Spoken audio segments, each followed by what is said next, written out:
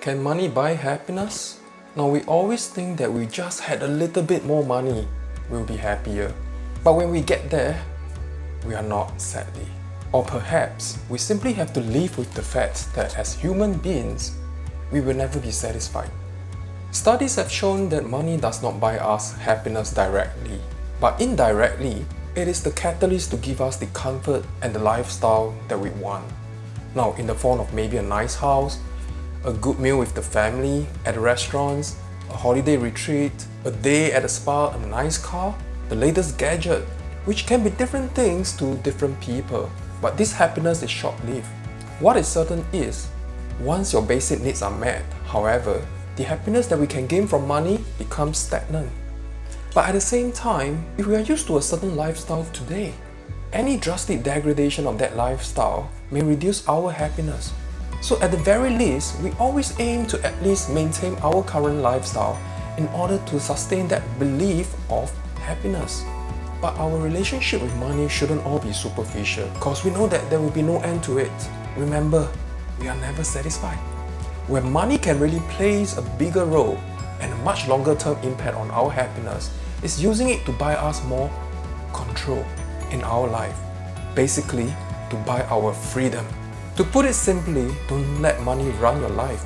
Let money help you to run your life better. And since there's no end to earning more and more money, we need to have an ultimate goal. The goal is what I call financial independence.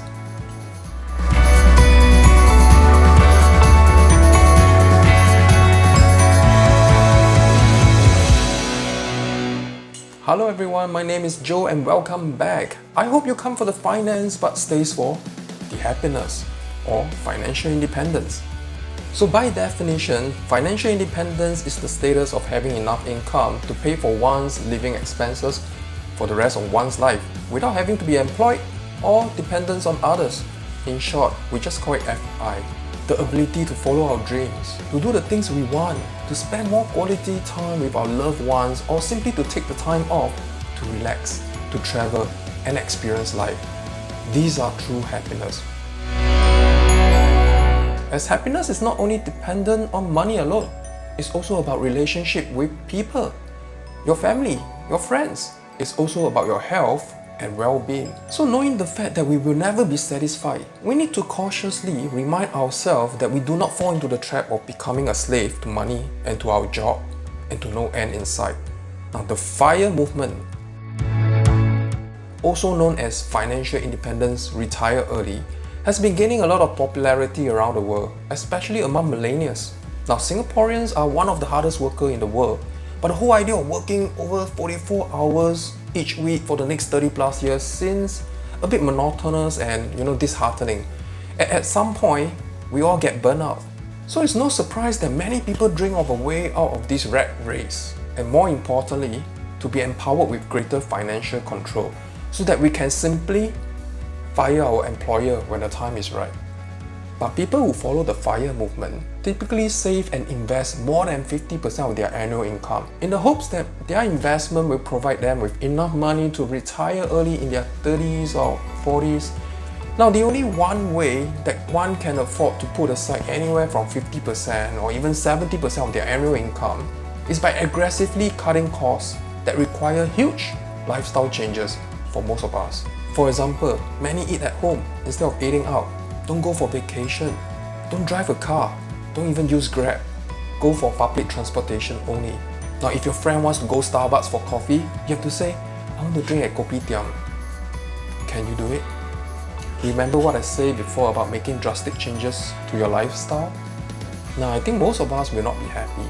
Now, personally, the FIRE movement is a bit too aggressive for my taste. Now, having to make major adjustment in my lifestyle. It is basically the suffer first and enjoy later kind of mentality. But what resonates well with me is the same 4% rule that the FIRE followers practice, which dictates how much a person is able to withdraw from their retirement savings. So I think most of us want to be more realistic and not go all the way to cutting costs, but yet we want to be prudent with our money. We still want to retire early before we are too old to enjoy life. Now with that in mind, one may ask, what is exactly financial independence then? If you have a roof over your head, a home that is fully paid, plus you have a sum of money that's able to generate you a recurring income to pay for your living expenses, would you consider yourself to be financially independent already? So how much is this retirement sum or fund, your golden goose? Now for this to even make sense, the first thing you need to start asking yourself is whether you're happy with your current lifestyle. Forget about work for a minute, just focus on the things you do beyond work. For example, maybe you can go to a nice restaurant, once or twice a week. Maybe you drive a car, maybe you have a nice house. If you're happy with your current lifestyle and you want to maintain it, then you can simply apply this simple rule of 12. It's simple because you simply multiply your annual income by a minimum of 12. Now why is it a minimum of 12 times? I will explain that later. Let's say Joe, no, not this older Joe, but a younger Joe. Let's say this younger Joe is 35 years old and earning 10k a month. That's 120k each year. And he wants to maintain a similar lifestyle when he achieves F.I.R.E. So if we take his gross income, multiply by 12, which means Joe is looking at a retirement fund of 1.44 mil at the minimum. So let's say at age 55, Joe already has a home that's fully paid, and he has this capital fund or retirement fund of 1.44 mil. And he decided to call it a day. Joe wants to declare financial independent and don't wish to work anymore. So if you refer to the income allocation ratio from my previous video, now when Joe decided to do that, would he still get an income every month? Obviously no. And his employer would not be contributing anything to his CPF anymore. He also does not have to pay income tax. Does he still have money coming in every month for him to save and invest? No. Assuming at this point of time, Joe's home is fully paid, are we right to say that the only thing he needs to take care of would be his living expenses? So when Joe has this sum of money of 1.44 mil accumulated at age 55, he goes into a wealth preservation mode, which he aims to generate a return on investment of 4% per annum. Now how much will this 4% per annum give him out of this 1.44 mil? He will get roughly around 57,000-ish. Now if you will recall from my last video, the ratio for living expenses is 48%. And for Joe, who earns 120k each year, and if he follows the income allocation ratio, then 48% is the expenses, right? That means his living expenses will be more or less about 57,000 as well. So, too long, don't read. When Joe has this retirement fund of 1.44 mil generating at 4% per annum every year, he will be able to get a sum of recurring income to cover his expenses. Simple math, right? Obviously, the harder question is, how can he get there?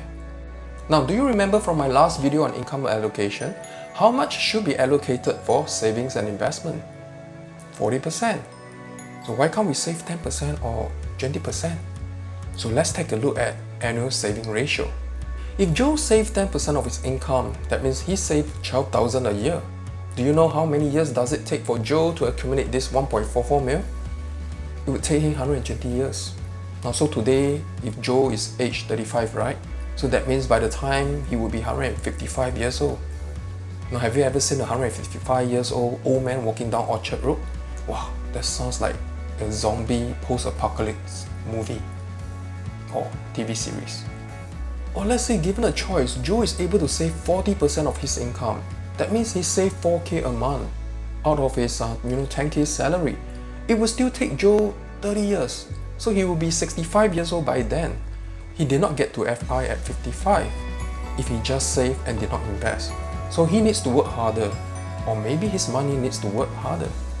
So if we just take a look at this chart here on how much to invest to become a millionaire based on, let's say, an 8% net return per annum.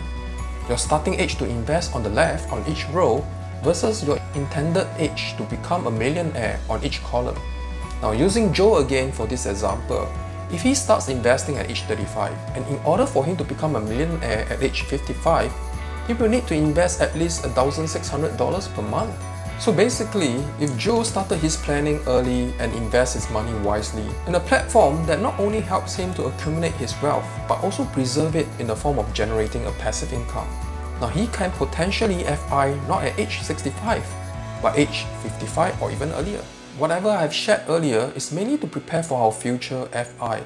But as we are building our wealth to prepare for this day, right, what a lot of people misses out is on the possibility of some events that might happen that actually cause our plan to be disrupted or cause our plan to fail. Now, during such an event, we have no choice but to be forced to declare what I would call immediate financial independence.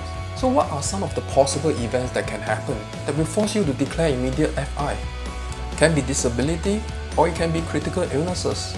So in the event something happens to you tomorrow, choi, it's a big if. So if something do happen to you tomorrow, you will not be able to work anymore, right? You will not have money income. Your employer will not be contributing to your CPF as well. You will not need to pay for income tax. And do you still have money coming in every month for you to save and invest?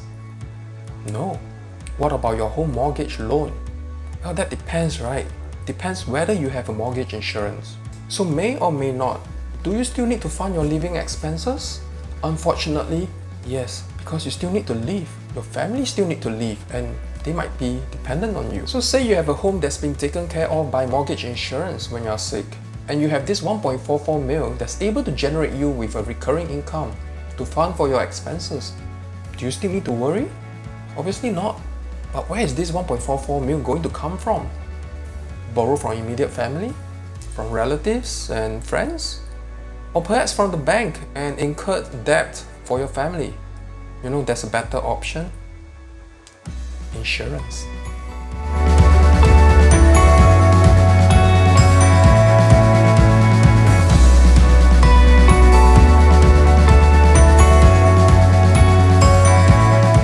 Financial planning is not about long-term planning. It is about understanding the future consequences of today's decision. Well, I talked about wealth accumulation and wealth preservation previously.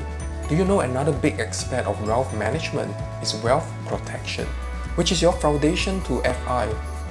At the end of the day, these rules are simply just guidelines and hopefully to some of you, a wake-up call to start your financial planning today.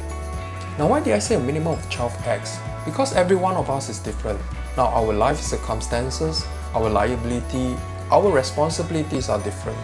There are also other factors that we need to consider as well. Inflation for one. Your other financial goals such as your child education is another. What about your insurance premium that might change over the years? And also your taxes as your income and assets continues to grow. So it's always good to engage your financial planner to do a regular and proper financial planning rather than living with a, YOLO attitude. So with that said, I hope this series of video will be useful to some of you. So if you like what you see, do remember to like and subscribe to my channel, and I will see you in my next video. Peace.